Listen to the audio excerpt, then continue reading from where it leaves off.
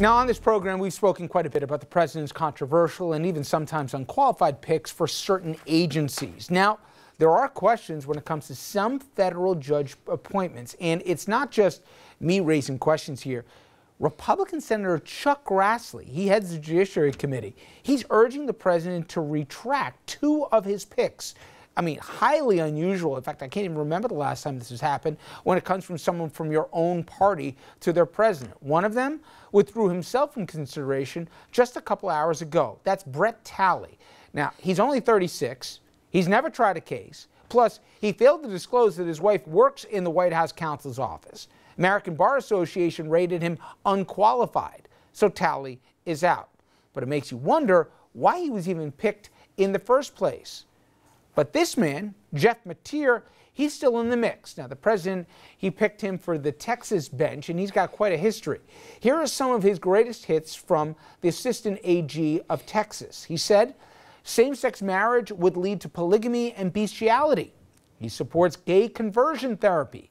And he said, transgender children are all part of, quote, Satan's plan. Then there's this man, Leonard Stephen Gratz. He has called the Roe v. Wade abortion ruling moral bankruptcy. He said same-sex marriage poses, quote, grave danger to the country. Also, the American Bar Association rated him as, quote, not qualified. But apparently, he's qualified for the 8th U.S. Circuit Court of Appeals because the Senate just approved him today by a party line vote. And again, Mimi, I start with you, which is for people who say, okay, well, you got the U.S. Supreme Court and then everything else kind of falls by the wayside. These are lifetime appointments. These are arguably in some ways just as important in terms of gateways to the Supreme Court. It can't be minimized, the significance of these jobs. Yeah, and not just as gateways to the Supreme Court. I mean, such a small number of cases actually ever make it to the Supreme Court. So it's the district court and the federal appeals courts where law is really made. The law that impacts, you know, how criminal prosecutions are done, how, you know, immigration laws are enforced, civil rights laws. So, I mean, these will have the biggest impact on things that people are going to feel every day, these appointments, and they are lifetime appointments. Rich, these are the most powerful people in this country. I'm not kidding. I cannot underemphasize the importance of district court judges and Court of Appeals judges. Mimi's right. The Supreme Court hears a mere fraction of cases. And yes, their rulings are incredibly important. And I hear, by the way, just when we pull the curtain back, I hear you guys talk all the time in the green room, you and some of the guys, about some of these judges and how it's night and day depending on who you're before. On what they bring to the table or not. So obviously there's a human element to this. People can come from different presidential appointments, from different parties and all the rest. But I never heard you guys talk about somebody being completely unqualified to sit behind the bench. Some of these folks, I mean, if you've never tried a case before, that you'd be considered to be a federal judge? It's so scary. It is so scary how politicized our country has become. And the notion that now the blue slips are going to be gone, it was on our list where, you know, there's really no vetting. So now it's just going to be on party line. Well, it used to be that the senators in the particular state would have to sign off. It was just another you know, vetting process. And the idea being you could have a Democrat and a Republican from one state, they both would bless, and more often than not, regardless of what party they came from, if they thought it was a competent judge, they'd go along with it. That process is always going out the window. The 60-vote majority, that went out. The nuclear option came in, it became pure majority. For democracy?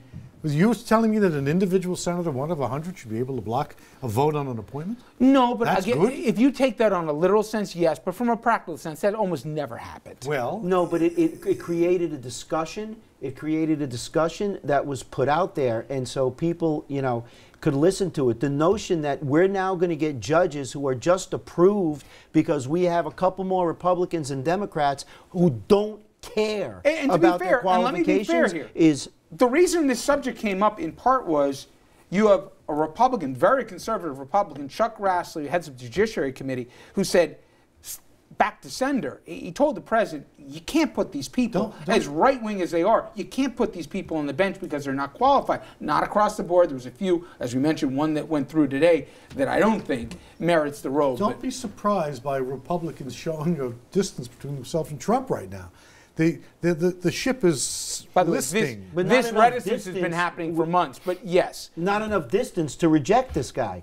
It's not enough distance. I'm not defending Chuck Grassley. I'm saying that the notion that Republican senators are going to start splitting from Trump is you're going to see more of it, and you're going to see more of it more quickly. I never, maybe it's your guys' world, I just visited, but the American Bar Association, sure, I'm sure there's always been political motivations attached to it, but not to the point where it's a standard for at least a layperson that we say, okay, seal of approval.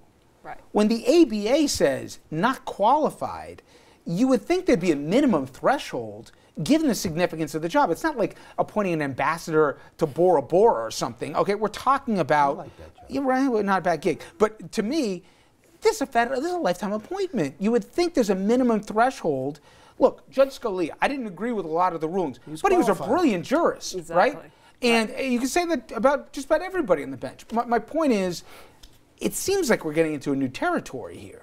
Yeah, and my understanding is that the ABA, it's unusual for them to rate someone unqualified. So that in and of itself, even if we don't just always have that standard, they should take an extra hard look at that person because there's a reason. I mean, the ABA is a huge organization made up of people of all different, political beliefs, and so it's to take politics out of it and to look at sort of some basic standards, as you say.